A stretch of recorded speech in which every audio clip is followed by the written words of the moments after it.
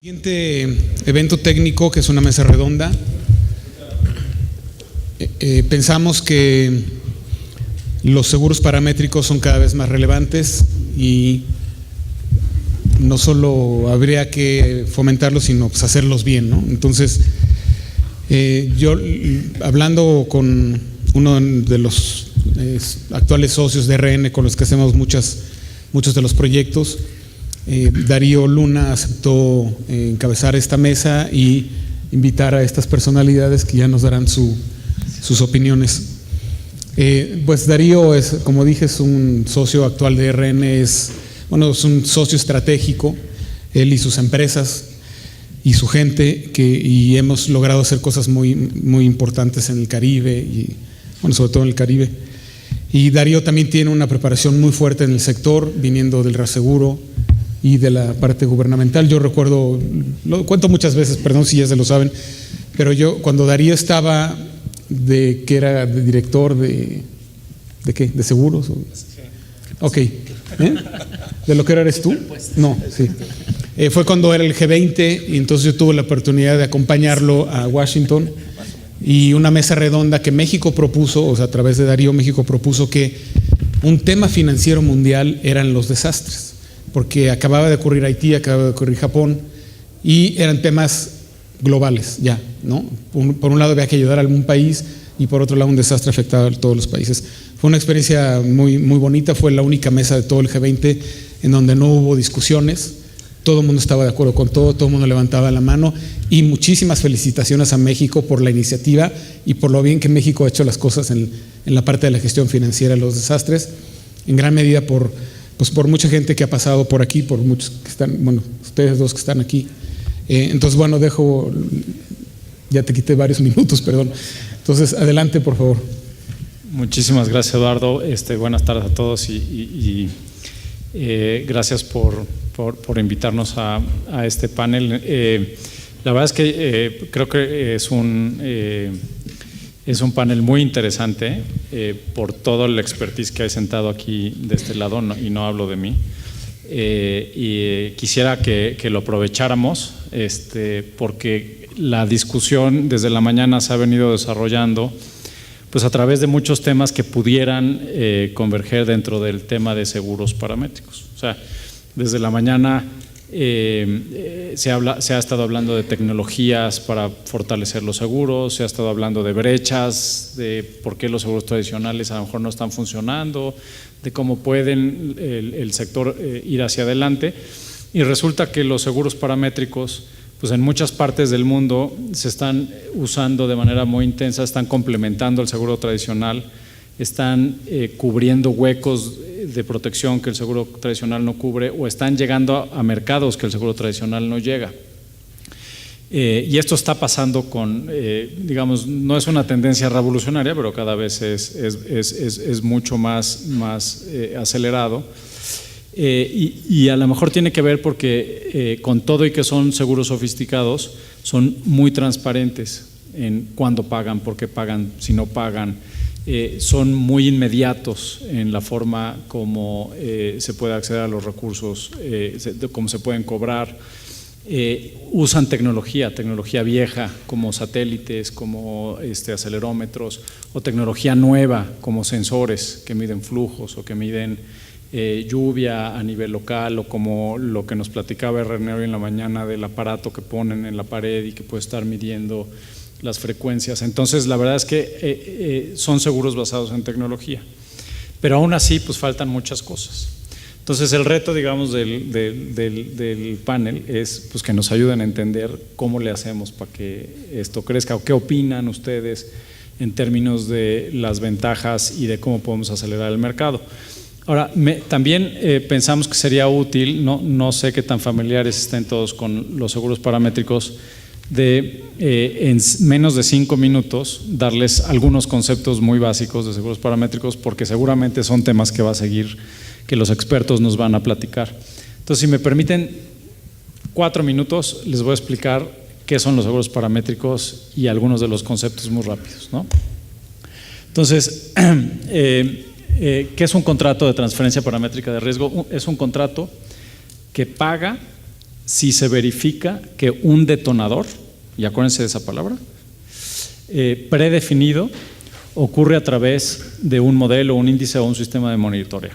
O sea, si hay un modelo, un índice o un sistema de monitoreo que indica que se alcanza un nivel en donde se pone ese detonador, el contrato paga. Y los contratos pueden ser seguros, pueden ser derivados, pueden ser bonos catastróficos. Perdón, gracias, Marco. Ok, ¿cuáles son un poco las diferencias a grandes rasgos entre una póliza tradicional y un seguro paramétrico? ¿Qué constituye una pérdida? En el seguro tradicional, la pérdida la constituye una evaluación o ajuste de costos de reconstrucción o reemplazo después de un siniestro o indemnización. No les tengo que decir a ustedes que son los expertos en esto, la definición. Pero bueno, ahí hubo una discusión bien interesante en el panel del sismo de cómo incluso hay una diferencia muchas veces en la práctica de lo que el cliente cree que es su protección y lo que la aseguradora está dispuesto a pagar. Esa diferencia de ajuste quiere decir que no estamos con los seguros tradicionales cubiertos al 100% en los casos que esto pase. Ahora, en los seguros paramétricos, ¿qué constituye una pérdida? Como les decía, es la estimación del daño que resulte de un modelo, de un índice o de un sistema de monitoreo que esté previamente definida, ¿no?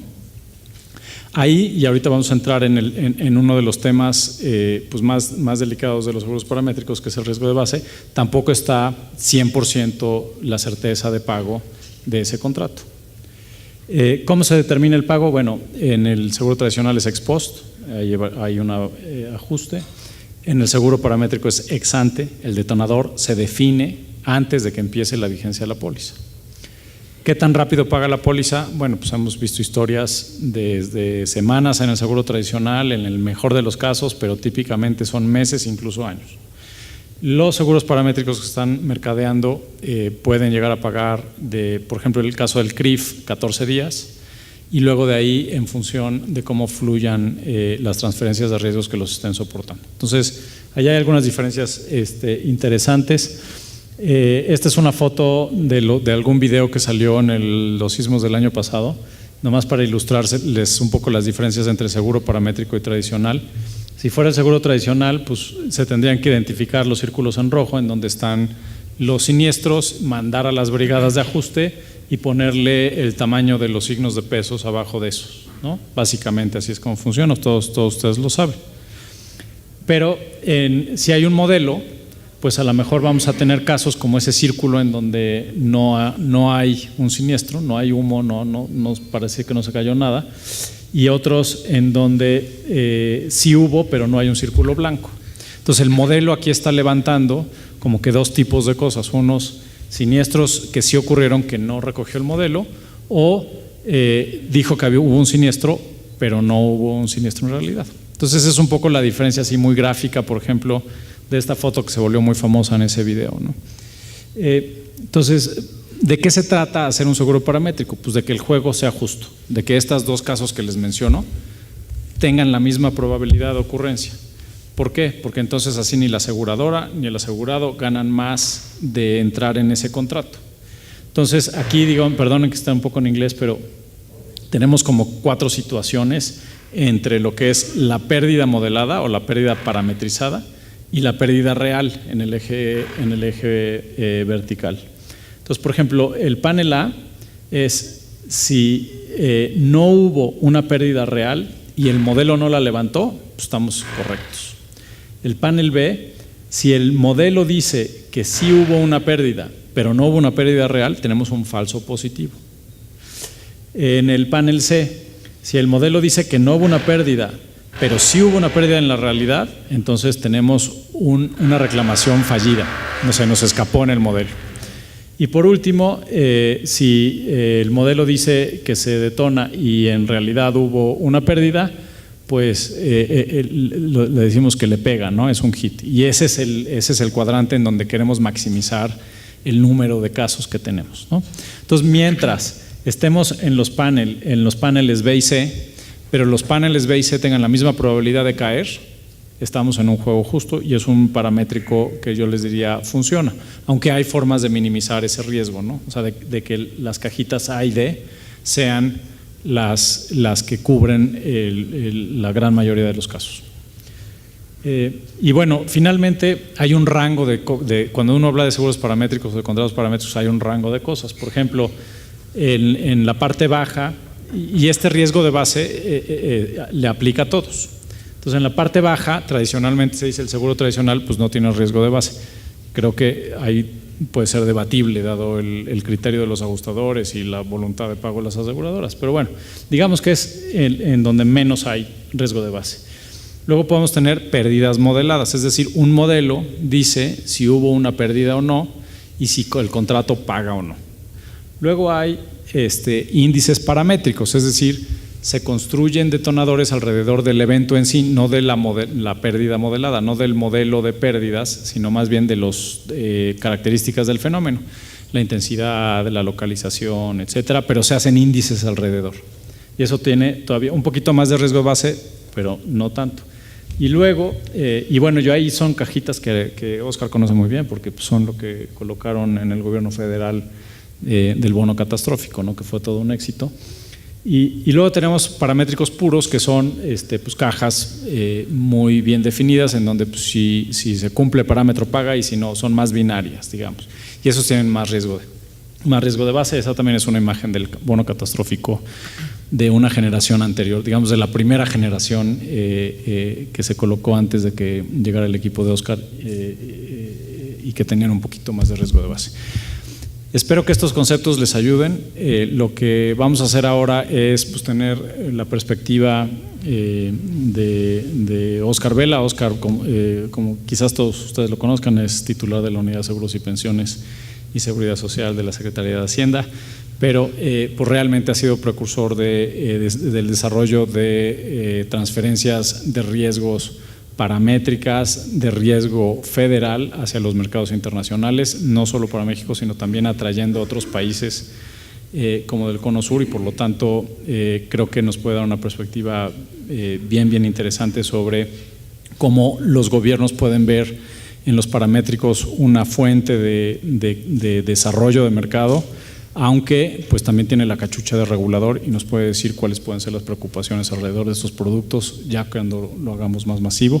Tenemos a Julio Cedillo, que también quizás lo conozcan ustedes, de Aon, es director general de Aon en México, un intermediario a nivel global que también ha estado en la línea del desarrollo de los mercados. Tienen un brazo de mercados de capitales, sin duda de los más activos en el mercado, y han llevado a muchísimos aseguradores al mercado. Y bueno, pues Julio durante muchísimos años ha estado involucrado tanto en las iniciativas del gobierno como en iniciativas propias por generar innovación en el mercado.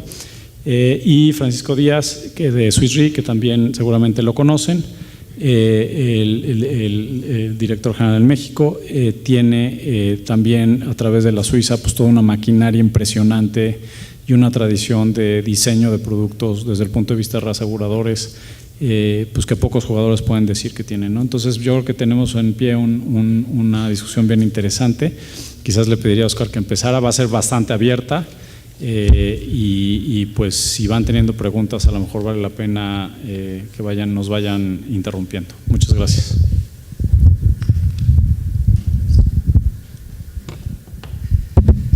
Pues Darío, muchas gracias y buenas tardes a todos. Un gran gusto, la verdad, un honor estar aquí con ustedes para poder platicar del trabajo que se ha hecho. La verdad, en una continua asociación con la gente con la que hoy comparto el panel y más allá de asociación, una continuidad del trabajo que Darío en su momento, cuando ocupó el lugar que ahora me tocó a mí desempeñar, una agenda que el gobierno federal ha venido empujando ya por más de 20 años y que sembró semillas en 1996 y después fue germinando, y cada generación de economistas y de actuarios y de abogados que ha llegado después a la Secretaría pues ha retomado lo que heredan las viejas generaciones y hemos buscado preservar esta política porque creemos en ella de seguir encontrando mecanismos adecuados de transferencia de riesgos a los mercados internacionales o nacionales, siempre cuidando las finanzas públicas. Y empiezo en ese sentido, a lo mejor compartiendo con ustedes el por qué México se ha empeñado en no nada más en heredar, sino en tratar de hacer más grande esta política, y cómo hemos tratado, como ya se refirió, a nivel G20 con la iniciativa que tuvo Darío, y ahora ya en términos prácticos con una colocación en donde participaron todos los países de la Alianza del Pacífico. ¿Por qué creemos en esto en primer lugar? En primer lugar es tratar de considerar esta política específica, que es administrar un riesgo catastrófico al que estamos expuestos, como dentro de un marco más general que el gobierno mexicano ha venido empujando a lo largo de estos años. Y tenemos por un lado, por ejemplo, y generalmente no se asocian estas dos políticas, pero se habla de las coberturas petroleras y se habla que desde 2001 a alguien se le ocurrió escribir un derivado y calcular el número de barriles que se necesitaba cubrir para proteger las finanzas públicas en caso de que cayera el precio del petróleo, que entonces las exportaciones petroleras y el ingreso del gobierno que venía del petróleo era mucho más preponderante si lo comparamos con lo que tenemos hoy. Se diseñó esa política de transferencia de riesgos, de usar a los mercados para cubrirnos, para cubrir el balance, para cubrirnos ante choques a los que estamos expuestos, en este caso del precio de los commodities. Y cuando uno va revisando dentro de la Secretaría otras áreas en donde cada quien desde su trinchera para tratar de instrumentar una política que sea prudencial, de apoyarnos en los mercados, de buscar transferir estos riesgos de manera armónica, uno va encontrando más ejemplos.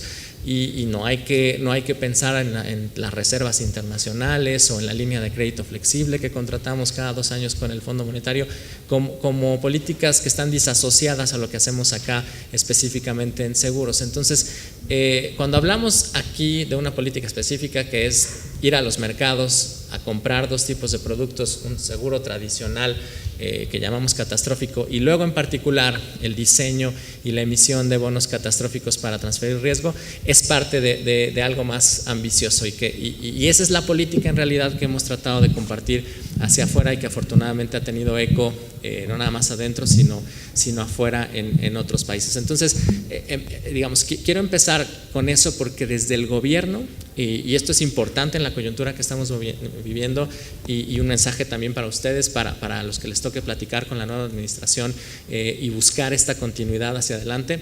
Esta política no es un tema de que nos parezca algo muy sexy, que lo es, pero que nos parezca muy sexy diseñar cajas y encontrar un bono que funcione. En realidad es una política de administración del riesgo de las finanzas públicas para que el Estado mexicano en su conjunto pueda enfrentar estos choques. Entonces es un poco frasearla y ponerla en estos términos. Dicho eso, si quieren ya podemos entrar, y tú me vas diciendo, Darío, cómo manejar la discusión. Quisiera compartir con ustedes la experiencia más reciente que tenemos y sobre todo qué ángulos vemos nosotros desde el gobierno federal como compradores de este tipo de productos o emisores de este tipo de bonos. Cuáles son las virtudes que encontramos en ellos y cuáles son las cosas que hacia adelante creemos que son perfectibles o hacia donde nos gustaría que se moviera tanto el mercado como la propia toma de decisiones interna del gobierno para que este sea un producto muy, muy eficiente. Y ahorita decía Darío básicamente las cosas más importantes, ¿no? Cuando se habla de seguros dentro del gobierno, al que está protegido, al que está comprando la protección, le gusta la transparencia en saber si una cobertura va a funcionar o no lo más pronto posible, y lo asocio directamente con esta certeza que uno busca de si estamos invirtiendo dinero público que tiene un costo de oportunidad. Cada peso que le metemos al bono o al seguro catastrófico es un peso que le estamos quitando a otra parte del presupuesto en infraestructura, en protección de programas sociales, en construcción de escuelas. Y así es difícil pelear cada peso hacia adentro del gobierno federal.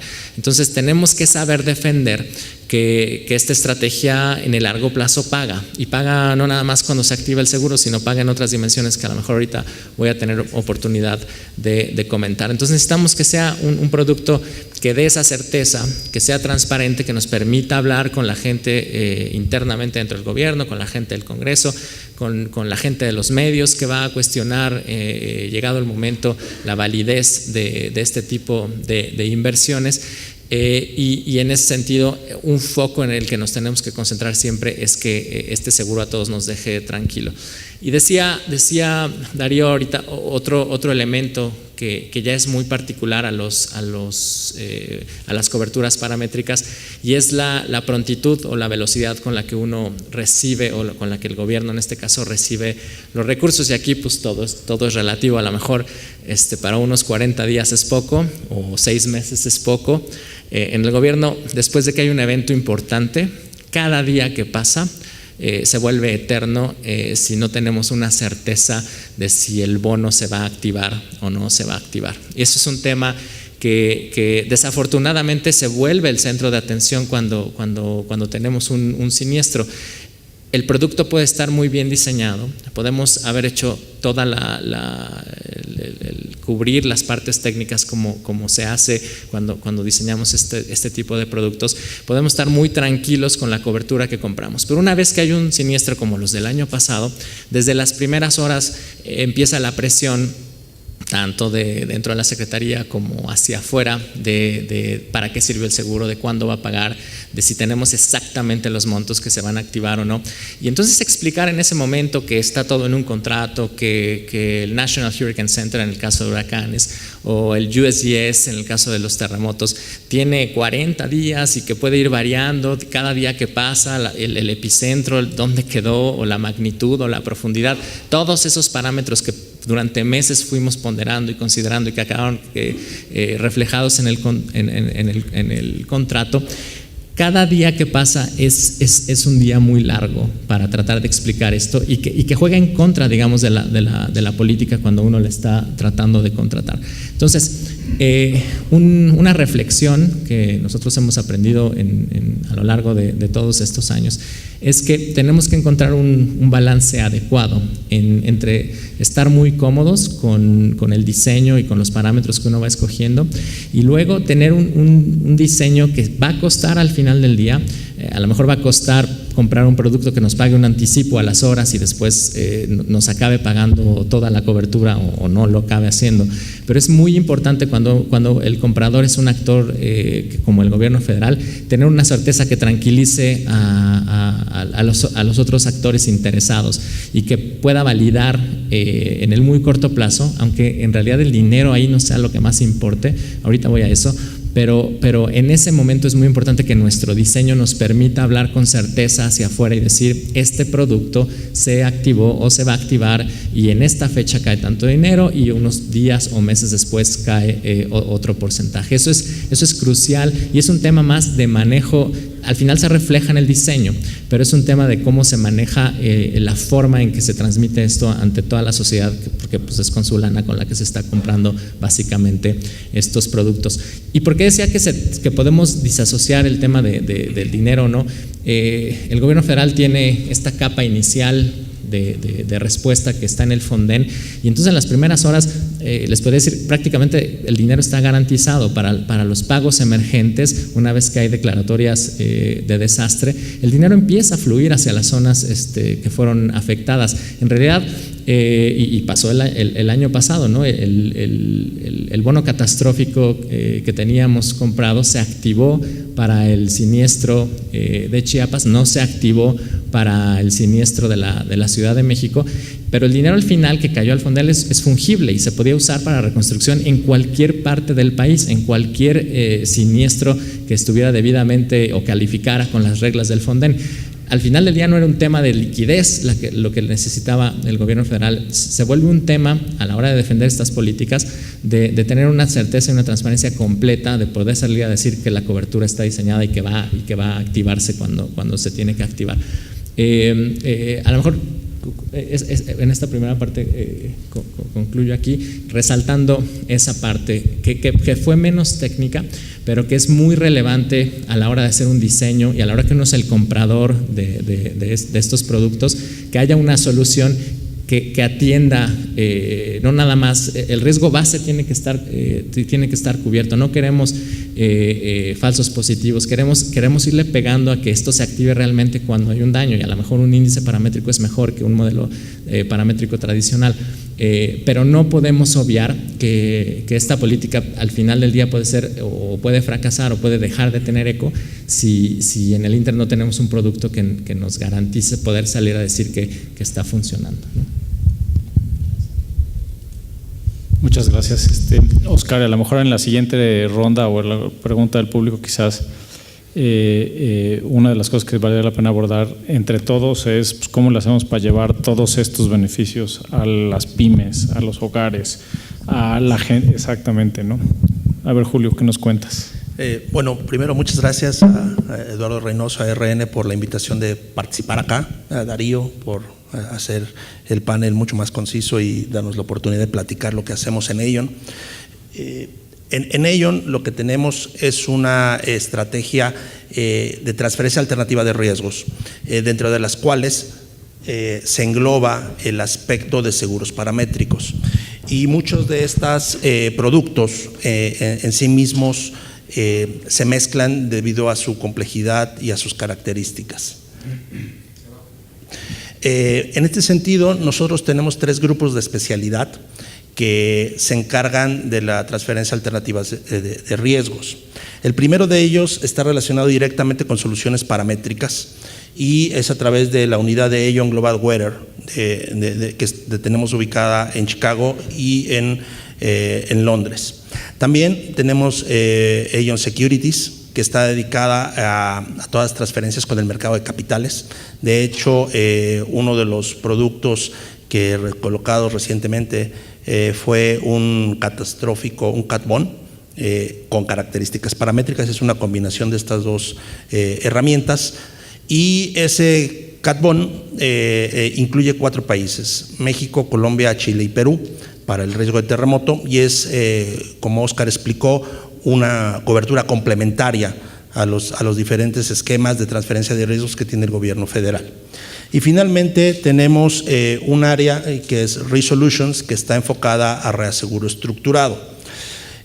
Para efectos de esta plática englobaremos comentarios de seguros paramétricos, de transferencia paramétrica, con la aclaración de que puede haber una mezcla de estos conceptos en los diferentes productos que se diseñan para transferirlos al mercado o incluso mercado de capitales a través de unidades de transformers, ¿no? Que son reaseguradores que pasan el riesgo de mercado de capitales al mercado de reaseguros.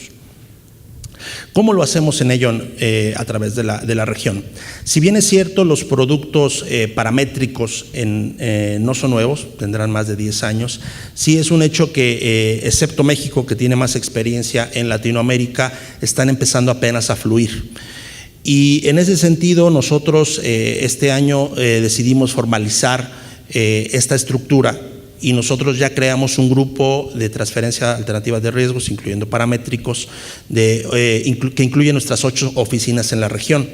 ¿Por qué? Porque tenemos casos aislados en los diferentes países donde operamos, pero era necesario ya hacer un acercamiento más estructurado y homogéneo, no solo de los productos internos, sino también hacia a nuestros colegas reaseguradores.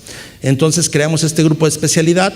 Después de eso estamos en un periodo de entrenamiento, conociendo todos los productos, y es muy importante hacer énfasis aquí que estos productos, como veremos más adelante, van cambiando todo el tiempo, no solo por la estructura del mercado de capitales como tal, sino también porque las necesidades y los parámetros que explicaba Darío tienen un constante desarrollo. Y finalmente estamos haciendo toda una estrategia de explicación a nuestros clientes sobre estas coberturas. Muy importante mencionar acá que generalmente los seguros paramétricos no son sustitutos de las coberturas tradicionales, sino son complementarias y dependiendo qué estemos cubriendo, tienen una relevancia importante. Y finalmente, llegar a un listado de riesgos potenciales, ya sea individuales o catastróficos, que nos permitan desarrollar coberturas para nuestros clientes a través de la región. Hay que mencionar que estos esquemas catastróficos generalmente en este momento están más enfocados o más conocidos en relación a huracanes. No voy a entrar mucho al tema porque mi colega Francisco Díaz lo tocará con mayor profundidad, pero los seguros paramétricos tienen un enfoque en este momento más conocido en la parte de huracán y en la parte de terremoto. Porque el gobierno federal ha comprado coberturas de este tipo, y aquí voy a hacer una división para abonar a la charla. Nosotros vemos esto en dos grandes grupos. Por un lado tenemos los seguros paramétricos masivos, tipo Fonden, tipo gobiernos estatales, donde tenemos muchísimas ubicaciones que pueden caer dentro de estas coberturas paramétricas. Como son básicamente terremoto, huracán e inundación, pero inundación tiene una peculiaridad que es más difícil de medir. Poner los triggers o los detonadores dentro de estas coberturas genera un esfuerzo adicional. Hemos platicado mucho con Resilios sobre cómo podemos acercarnos a ese riesgo con los colegas reaseguradores, de cómo poder brindar soluciones a nuestros colegas, no solo en México, sino en la región. Por ejemplo, en Brasil, el efecto del huracán directo, el daño por el viento, no es algo que se conozca directamente, pero sí el riesgo de huracán. Entonces tenemos que encontrar para esos clientes, de inundación, tenemos que encontrar una solución para ellos en estos territorios. Entonces, ese es un tipo de riesgos. El otro tipo de riesgos que no son masivos son los riesgos individuales, que son los que estamos viendo que los asegurados tienen más propensión a comprar, a adquirir, a tener protección para sus riesgos. Por ejemplo, la industria turística es la primera que está empezando a comprar este tipo de riesgos en términos del fenómeno de huracán. Por ejemplo, la península de Yucatán, tenemos un hotel que el hotel directamente no tuvo daños, pero sin embargo la estructura carretera, el aeropuerto, el agua no llega después de un evento. Él no tiene daño directo, por lo tanto el seguro tradicional no le paga. Sin embargo, un seguro paramétrico para eso está, para tratar de proteger esas desviaciones. No es un seguro de cancelación tradicional, sino es un seguro paramétrico en el cual la intensidad e incluso presión barométrica del evento es lo que determina en un radio específico si esta cobertura se activa o no. Pero entonces estamos hablando de un hotel, una cadena hotelera, no estamos hablando de una masa, digamos, de todas las escuelas de una zona o de casas en pobreza que no están determinadas, pero que el gobierno tiene que pagar. Aquí estamos hablando de un asegurado individual. Pero esto también lo tenemos para construcción.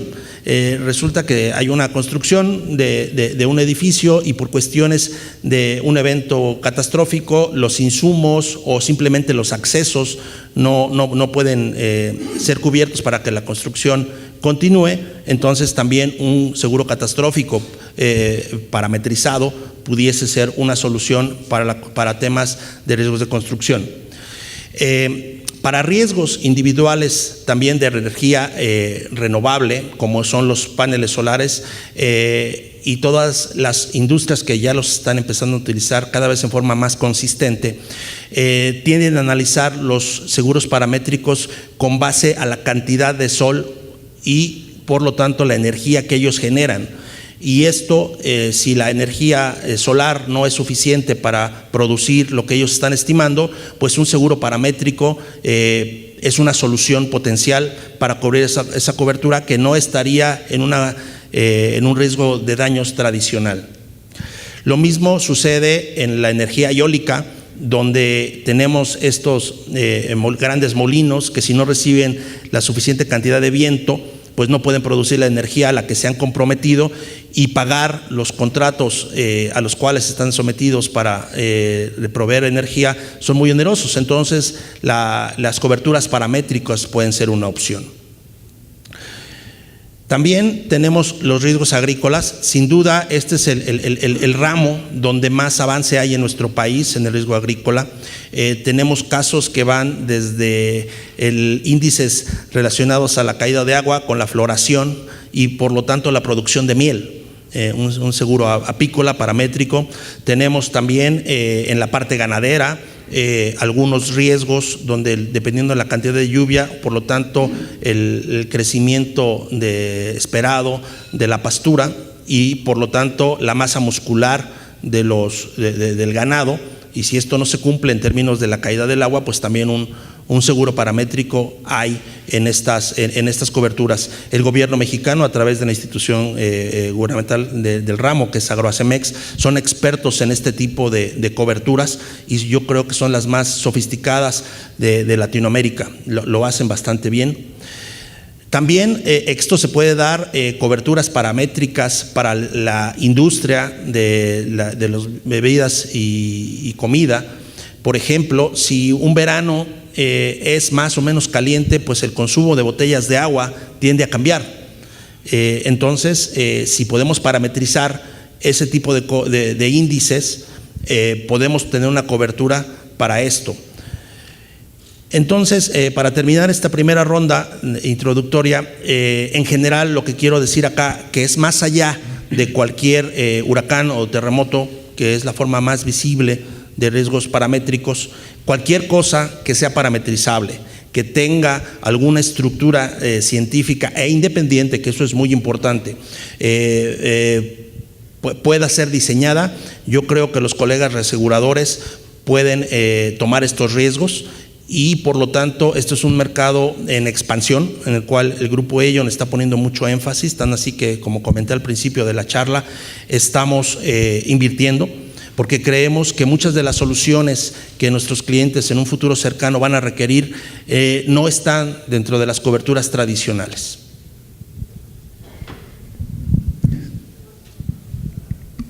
Bueno, gracias Julio, y gracias Oscar, y gracias Darío, pero también muchas gracias RN. Admiro muchísimo la función que están haciendo en desarrollar el mercado de peligros catastróficos en México.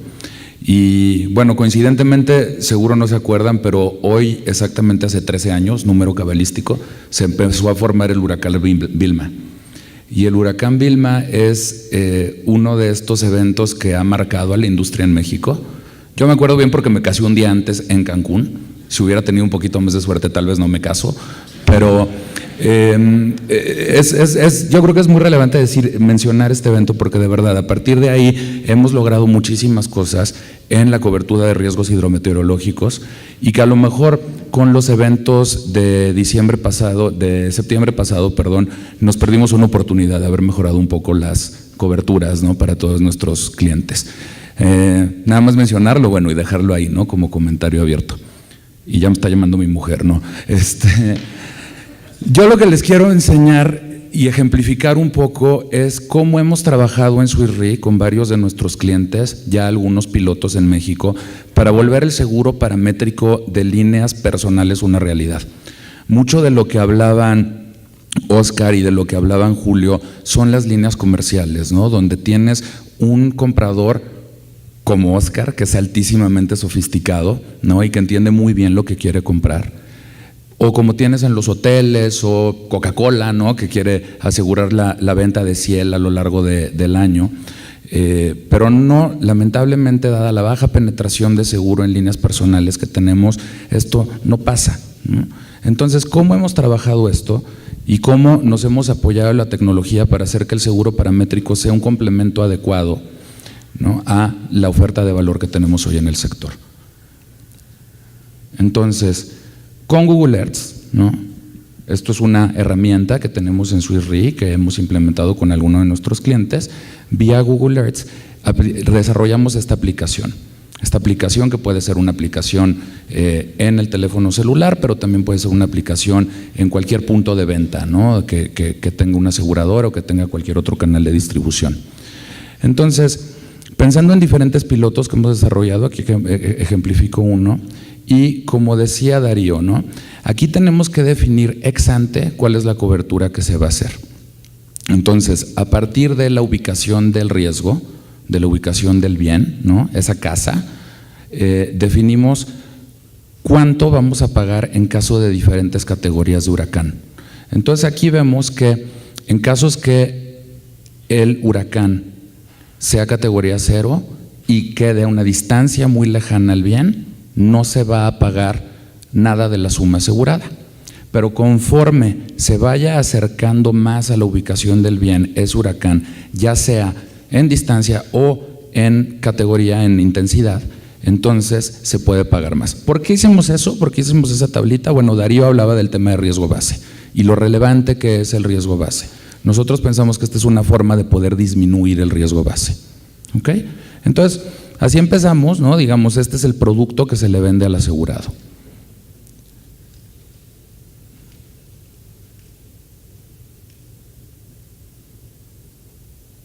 Caso muy similar, o un ejemplo muy similar, pero ahora para terremoto. ¿Ok? En terremoto, ¿qué definimos? En lugar de definir la distancia del ojo del huracán y la categoría del huracán, con la escala de Mercalli y en relación a cómo se siente esa intensidad en el lugar en donde está ubicado el bien, se define el pago. Okay, un poco distinto a lo que tal vez muchos recordamos del pasado, donde decíamos escala Richter y cierta distancia, ¿no? Ahora sabemos, gracias a los eventos del año pasado, que la profundidad del epicentro, la distancia del epicentro tienen muchísimo que ver con los daños que se generan en la ubicación. La escala de Mercalli, desde nuestro punto de vista, puede reducir esto. ¿Okay? Y ahora, ¿qué es lo bueno de esto? Hablábamos mucho de la importancia de la objetividad en el parámetro. Tanto USGS como la NOAA producen estos mapas en todo momento cuando se está generando un evento. ¿Okay? Entonces ahí diciendo cómo podemos hacer un evento otra vez, ¿no? Que minimice el riesgo base de mayor forma posible, que sea fácil de entender y que podemos llevar a nuestros asegurados tanto para terremoto como huracán. Lamentablemente no puedo hablar de riesgos hidrometeorológicos por lo que mencionaba Julio, pero un poco más del riesgo de huracán y de terremoto. ¿Okay?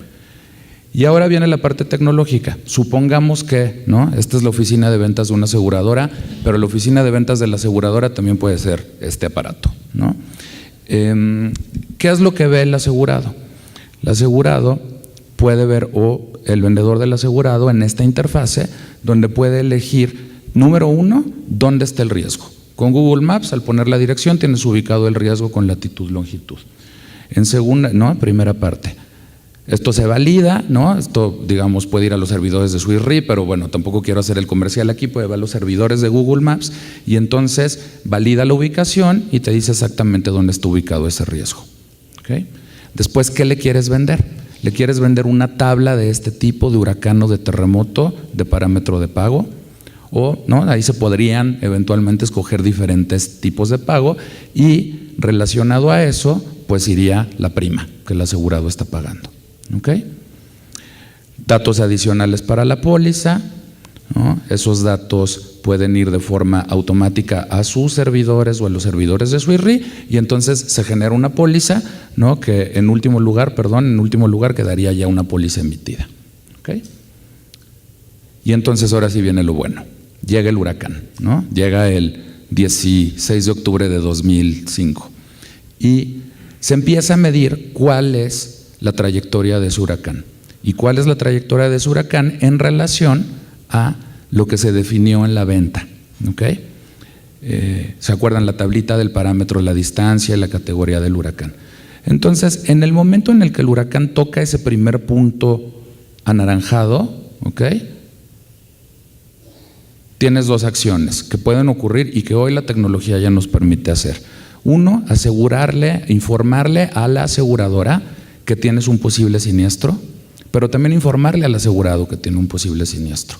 Yo creo que es la parte más importante, ¿no? Donde no hacemos hoy un buen papel para que los asegurados nos cobren, ¿ok? Entonces le decimos, bueno, tu póliza, ahí viene el huracán, tu póliza puede estar en observación, ¿no? Decimos nosotros, y hay un posible siniestro. Después, ¿qué pasa? Conforme se empieza a mover el huracán y entra a la zona de trigger, a la zona de activación, entonces avisas ahora sí al asegurado, avisas que ahora sí ya tienes un siniestro, pero en ese momento todavía no sabes de cuánto va a ser el siniestro, ¿ok? En el momento en el que termina de pasar el huracán por la zona que está predefinida, entonces ya tienes la posibilidad de decirle al asegurado, tienes un siniestro. Y ese siniestro se calcula, digamos, va al servidor de la compañía, calcula cuál fue la trayectoria según la tabla que pago le toca y le puede informar al asegurado de forma inmediata, oye, ¿tuviste un siniestro? ¿Lo quieres cobrar, sí o no? No creo que haya nadie que diga que no. ¿Por qué tenemos que hacer este paso? Porque en la regulación mexicana, uno de los puntos importantes de la regulación, para que esto no sea considerado un derivado, es importante que exista la reclamación, ¿ok? Pero esta es la forma como hemos encontrado, digamos, para simplificar ese requerimiento y hacer que esto, como decía Darío, se pague y se pague rápido. Perdón, como decía Oscar, ¿no? Se pague y se pague rápido como uno de los elementos importantes. Y entonces, desde nuestro punto de vista, ya con eso termino mi intervención, pero desde nuestro punto de vista, 4 elementos, ¿no?, que hay que cumplir. Primero, el riesgo base, hay que tratarlo de minimizar de la mayor forma posible. Después, ¿cómo nos apoyamos de la tecnología para vender esto más, para poderlo hacer una realidad? ¿Cómo pagamos con rapidez?, ¿no? Y lo más importante, hay que pensar en esto en diferentes layers. Puede ser un seguro principal, pero pensamos hoy, ¿no?, con el desarrollo y con lo que tenemos de riesgo base, que es o un punto de entrada o un complemento para los seguros catastróficos. ¿Okay? Gracias. ¿Preguntas? Perdón, allí cuando usted al final dijo, si acepta el pago, dice que sí, ¿qué pasa? ¿Cómo le depositan la plata? Esa sería una pregunta. Gracias. Es un pago que podría ocurrir de forma inmediata. Ok. ¿No? Y si retomáramos el ejemplo que recién dieron ustedes, donde todo alrededor quedó destruido, ¿qué mecanismo utilizarían para también hacer la transferencia de plata? Hay muchísimas cosas. Se puede pagar directamente a la cuenta del asegurado si es que recabaste esa información en el momento de la emisión de póliza. Tenemos seguros paramétricos, no uno de los, complementando un poco los ejemplos que dijo Julio, un seguro paramétrico de demora de vuelo.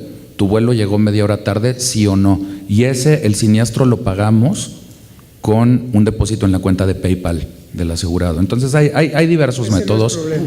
Sí. Correcto. No, Gracias, no. gracias. Gracias a ti. Paco, tanto Julio como tú mencionaron que las coberturas estas son complementarias. ¿Quiere decir desde el punto de vista de riesgo que esto no suma para los cúmulos? O sea, yo puedo tener contratado un seguro de sismo y huracán en una póliza tradicional y puedo tener tantos paramétricos, considere yo, necesarios. Es correcto. Realmente, cuando decimos complementarias, son coberturas que no directamente están relacionadas en lo que está protegiendo. Un buen ejemplo, y tal vez Oscar nos pueda hablar más de ello, el gobierno federal compra un seguro tradicional en base exceso de pérdida para una parte de su portafolio de riesgos, pero por encima de eso tiene 2 cat bonds. Tiene el cat bond local, el multiperil, y tiene un cat bond en la Alianza Pacífico.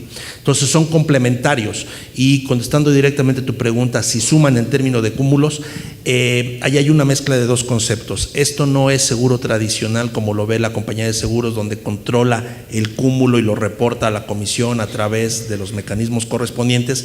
Esto es una cobertura totalmente diferente que no abona a esos cúmulos. Toda la legislación en términos de cúmulos de terremotos, su control y su reporte es exactamente igual independientemente de este producto. Perdón, complementando un poco la pregunta, siguiendo sobre esa idea, no se podría considerar una concurrencia, ya que no se está protegiendo un bien, sino más bien se está cubriendo el que suceda cierto evento, ¿no? O sea, en el caso del seguro tradicional cubres la casa, ¿no? Y no puedes pagar por arriba del valor de la casa, porque si no sería pues un término de concurrencia entre los seguros porque habría cierto lucro. Acá uno cubre la casa y el otro estaría cubriendo el que un evento se dé, ¿no? O la casa o las cosas que están excluidas en la cobertura de la casa. Entonces sí puede considerarse esto, ¿no?, como una cobertura complementaria. Ahora, en lo de cúmulos, yo creo que es importante decir que esta es una de las interrogantes más grandes en el mercado mexicano. Si tú mañana, Enrique, empiezas a vender una cobertura paramétrica, no sabes cuánto tienes que reservar en tu reserva catastrófica, porque los modelos no están hechos para eso, ¿no? Entonces, o sobre reservarías o reservarías menos. Y esa es una de las cosas que hemos trabajado o hemos estado trabajando con la Comisión Nacional de Seguros y Fianzas para que empiece a reconocer esto en el cálculo de reserva catastrófica, como se hace en el cálculo de seguros paramétricos agrícolas, como mencionaba Julio. Entonces, no quiere decir que esto es que hay que descubrir el hilo negro aquí. Es simplemente algo en lo que hay que avanzar.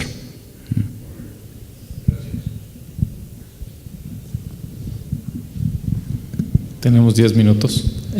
Está buena la discusión, a ver más preguntas entonces.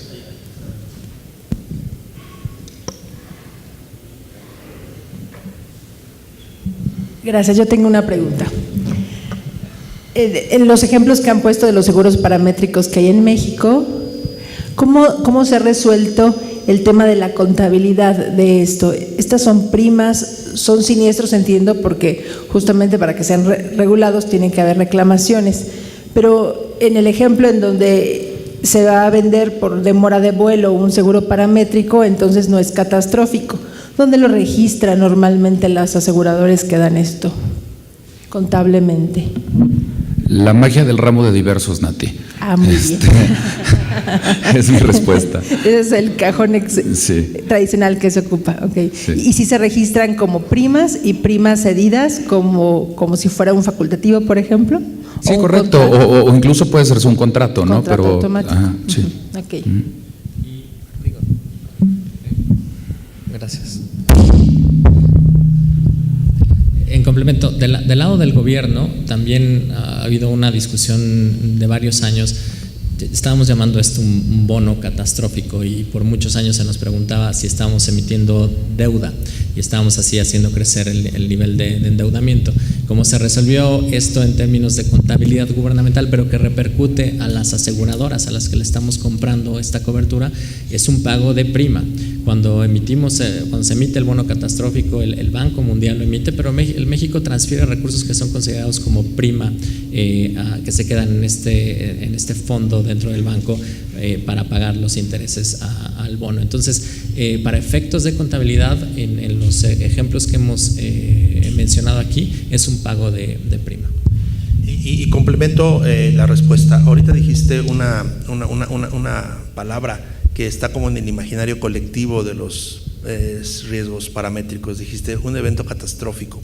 Como vimos, no es un evento catastrófico únicamente, puede ser cualquier cosa que sea parametrizable y sobre la cual el mercado acepte que el parámetro es válido, que es científicamente comprobable y que puede haber una agencia independiente que lo valide en términos de ocurrencia. Entonces no solo es CAT. Claro. Ese es un gran punto, y pensando hacia dónde creemos que se va a desarrollar esto hacia adelante y pensando en la regulación que se acaba de publicar de FinTech y la interacción que tiene que haber entre esa regulación y la propia Comisión Nacional de Seguros y Fianzas. Sin duda el mercado va a crecer cuando sepamos producir aquí en México estas métricas que el mercado pueda tomar como independientes y entonces efectivamente se le pueda poner un precio que el mercado reconozca y que el comprador reconozca como válido. Eso es fundamental en nuestro mercado. Hemos ido al ritmo que hemos crecido. Cuando vamos al mercado, las agencias internacionales son las que dominan y las que producen los valores finales de los parámetros que finalmente detonan o no la cobertura. Pero ya se decía, ahorita Darío lo estaba comentando y en los ejemplos que han dicho mis colegas, cada año el Infonavit coloca 350,000 nuevos créditos de casas que se están construyendo. Ahí hay una oportunidad enorme de parametrizar y llevar una cobertura que se active de manera casi inmediata para cubrir este tipo de riesgos. el mercado de longevidad hacia adelante. Hoy hay poquitas aseguradoras que participan en rentas vitalicias, pero hay colas de longevidad que no están cubiertas. Eso también se puede parametrizar. Es riesgo que está en interés del gobierno federal y las aseguradoras privadas transferir a los mercados, y ya hay 3 millones de pensionados que están comprando, que van a comprar estas pólizas hacia adelante, y esto va a crecer conforme la dinámica demográfica. Ya se mencionó aquí, por supuesto, el caso del campo mexicano, en donde Cemex ha hecho un papel bastante relevante en el diseño de estos productos.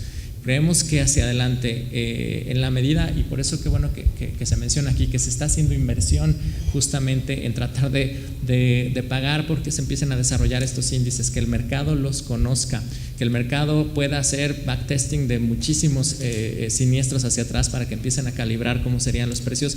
Esto es fundamental para que podamos echar para adelante mucha más actividad en este tipo de productos que desde el punto de vista del gobierno como consumidor tienen una gran ventaja para complementar las coberturas que se compran.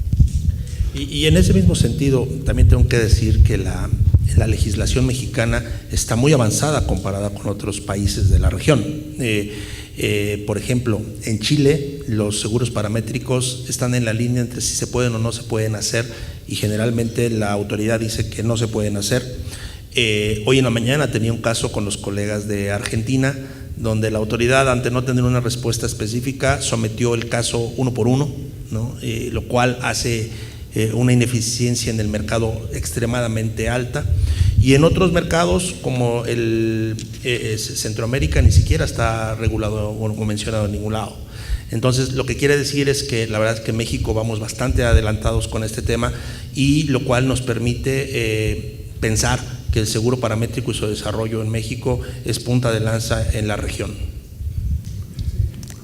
Oye, Oscar, la verdad me parece muy interesante la exposición que acabas de hacer acerca del Fonden. Mi pregunta es, el Fonden tiene más de 20 años implementado en México. Las reglas del Fonden las puso el propio gobierno. Tú mencionabas que has continuado en la búsqueda de cómo puedes disparar de manera inmediata acerca de hacer uso de ese dinero o la transferencia que se hizo a través del Fonden. Si las propias reglas las ha implementado el gobierno de operación del Fonden, ¿por qué busca el gobierno nuevamente, ¿no? ¿O por qué no ha buscado la implementación, la comunicación de manera inmediata de la disponibilidad de los recursos y la recuperación a través vía reaseguro, porque obviamente está implementado vía reaseguro el Fonden? ¿Por qué no ha modificado las reglas del Fonden? Gracias, esa es una pregunta súper relevante, y más en el contexto que acabamos de vivir en el último año.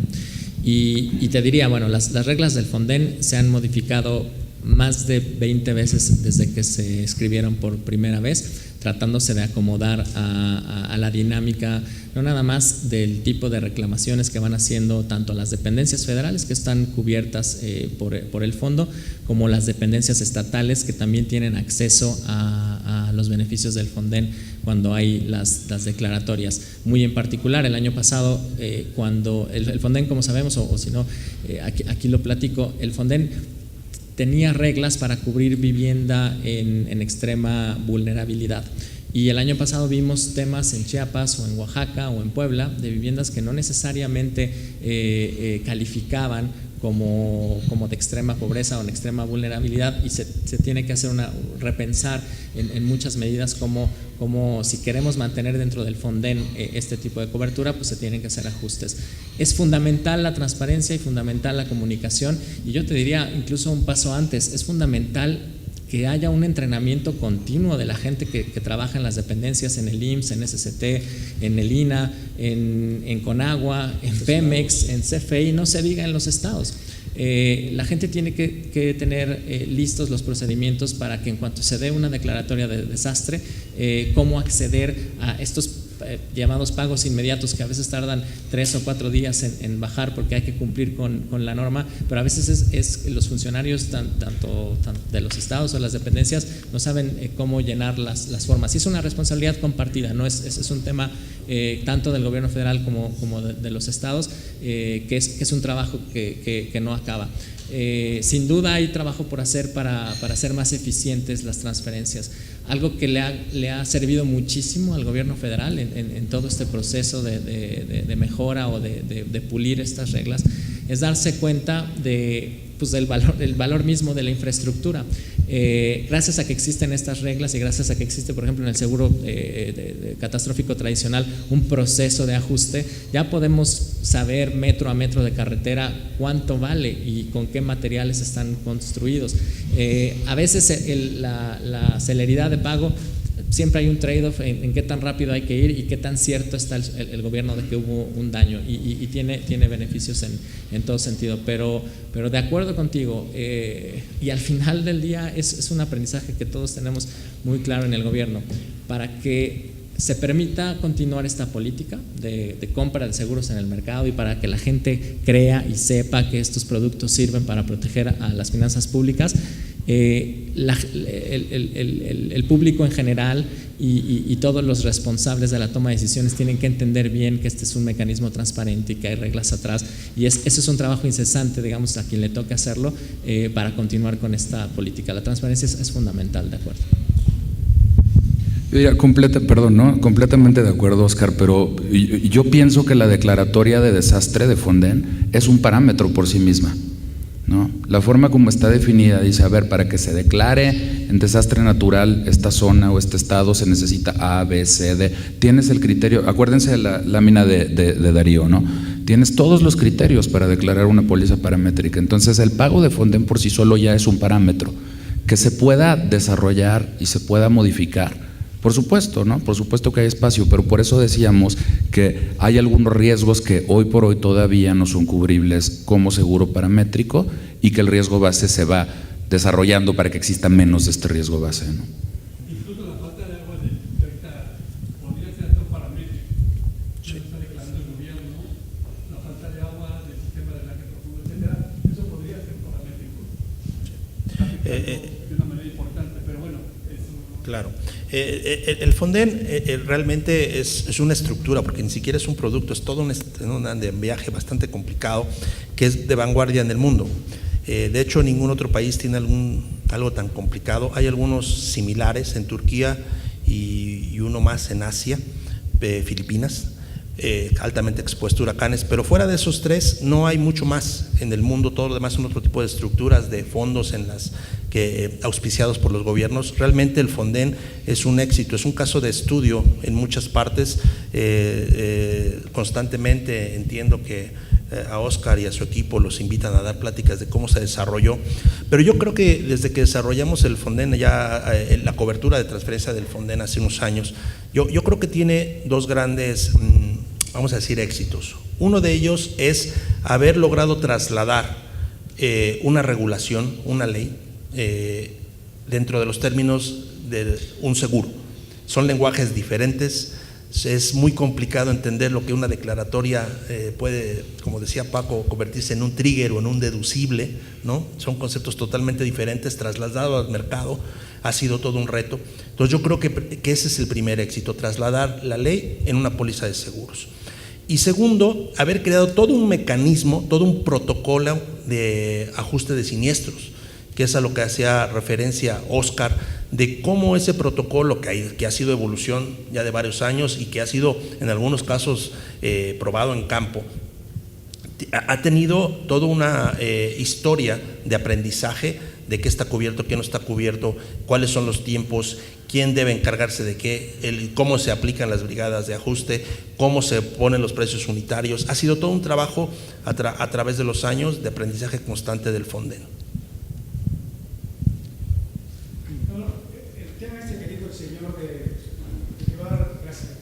Que acá va a haber desabasto de agua, ¿sí podría ser un paramétrico? Porque vaya, acá está anunciado, es un tema de mantenimiento, acá la gente diría yo no recabo el agüite que cobre la plata, yo no estaría tan seguro que así fuera. ¿Cuál es su opinión, por favor? Yo creo que habría que estudiar bien los datos y a lo mejor esta es una buena discusión para redondear el panel, ¿no? Creo que hemos tenido experiencias únicas, la verdad es un panel privilegiado en términos de la discusión, en donde nos han mandado mensajes muy positivos de cómo a través de estos productos se puede ganar mucha transparencia en el asegurado, se puede ganar mucha rapidez de pago, cómo es que se están aplicando en el sector comercial, en el sector de líneas personales, cómo es que estamos llevando el concepto de seguro como producto indemnizable dentro de lo que cabe a diseñar estos productos. Yo creo que ha sido increíblemente rica la discusión, pero yo creo que este es un buen ejemplo en donde a lo mejor puede tener algunos límites, y los límites muy probablemente sean no solo si indemniza o no, sino pues más bien los datos. ¿Tenemos suficientes datos o no? Se habla mucho de Fonden y la verdad es que es bien difícil hacer las declaratorias de desastre natural un parámetro que funcione, porque no conocemos todos los detalles de los gastos, es relativamente opaco. Hay otros, por ejemplo, las tecnologías nuevas que se discutieron en la mañana, que prometen un montón en términos de paramétricos, los sensores. Si no tenemos historia para calibrar esos datos de frecuencia con pérdidas reales, nos va a tomar un tiempo en llevar a la frontera. Creo que la plática ha sido muy positiva, creo que cumple con resaltar la relevancia de estos productos, y se han apuntado ya algunos de los retos en donde quizás deberíamos de trabajar, estos de datos, facilitar que las aseguradoras los contabilicen, los procesen, facilitar que la gente los entienda. Creo que ahí es en donde hay más trabajo hacia adelante. Bueno, yo quiero agradecer a Óscar, a Julio, a Paco la gran discusión, y a todos ustedes las preguntas que fueron buenísimas. Realmente nos vamos con una gran discusión.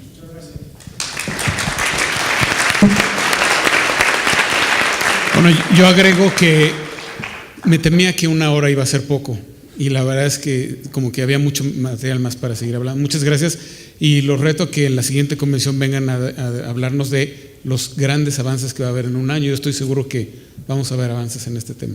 Bueno, muchas gracias. Sí, la siguiente mesa de una vez, por favor, para